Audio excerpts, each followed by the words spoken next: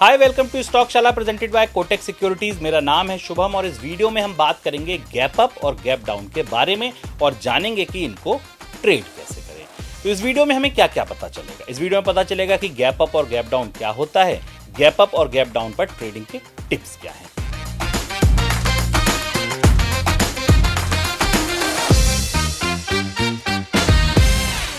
Gap up क्या होता है? गैप अप तब होता है जब किसी स्टॉक का ओपनिंग प्राइस पिछले दिन के क्लोजिंग प्राइस के ऊपर खुले और उस रेंज में कोई ट्रेड ना हुआ हो। यह बड़ा महत्वपूर्ण है, इसको समझिए कि 100 रुपए पर कोई चीज बंद हुई और जब बाजार सुबह खुला तो वो 104 105 पर खुला, तो ये जो बीच में गैप बना, इस दौरान कोई ट्रेड नहीं हो पाया। क्योंकि देखिए, जब बाजार बंद हुआ उसके बाद तो आपने कोई ट्रेड लिया नहीं, और जब बाजार खुला तो वो इतने ऊपर खुला। तो सिंपल सी बात है कि उस रेंज में कोई ट्रेड नहीं होता है। गैप अप या गैप डाउन की सबसे बड़ी पहचान ये होती है।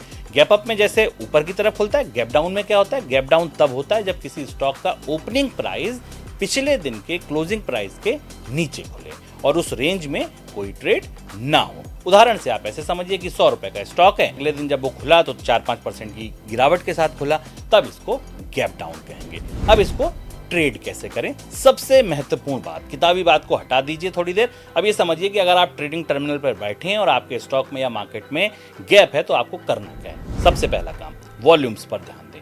अगर गैप अप के साथ वॉल्यूम्स भी बढ़े हैं तो ये तेजी के मजबूत संकेत हैं कि हाँ, ये तेजी आगे भी जारी रह सकती है। अगर गैप डाउन के साथ वॉल्यूम बढ़े हैं तो ये गिरावट के संकेत हैं कि ये गिरावट जो है ये यहाँ थमने वाली नहीं है, ये आगे भी चल सकती है। अब प्राइस एक्शन को समझें। अगर गैप अप के साथ स्टॉक लगातार हाई लेवल पर बना रहता है तो ब्रेकआउट ट्रेंड पर फोकस करें। अगर गैप डाउन के साथ स्टॉक लो लेवल पर बना रहता है तो शॉर्ट सेलिंग के मौके ढूंढें। तीसरा काम जो आपको करना है, रीटेस्ट का इंतजार करें। ब्रेकआउट के तुरंत बाद एंट्री के बजाय रीटेस्ट का इंतजार करना बेहतर होगा। इससे फेक ब्रेकआउट से बचने में मदद मिलती है कि ठीक है, आपने देखा कि गैप अप हुआ, हमारा कोई एक रेजिस्टेंस लाइन थी जिसको उसने तोड़ दिया, थोड़ा सा वेट करें, एक बार उसको रीटेस्ट होने दें। कहीं ऐसा ना हो कि आप फेक ब्रेकआउट में फंस जाएं और लॉस लगा लें। स्टॉप लॉस लगाना ना भूलें। गैप अप और गैप डाउन के मामले में सबसे जरूरी चीज यह है कि आपको स्टॉप लॉस पर जरूर जरूर जरूर फोकस करना है। अब स्टॉप लॉस क्या होना चाहिए? तो गैप डाउन में स्टॉप लॉस पिछले दिन का लो के ऊपर होगा और गैप अप में पिछले दिन के हाई के ऊपर होगा। ये गैप अप और गैप डाउन की पहचान है। वो पिछले दिन का भी हाई हो सकता है या हाल फिलहाल का भी कोई हाई हो सकता है। गैप अप और गैप डाउन को समझना और सही रणनीति अपनाकर ट्रेड करना आपके लिए मुनाफा बढ़ा सकता है।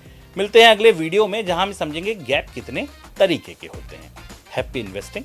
शुक्रिया। इस वीडियो में जुड़ने के लिए शुक्रिया। ऐसे ही और वीडियोस के लिए बने रहिए कोटक स्टॉकशाला के साथ।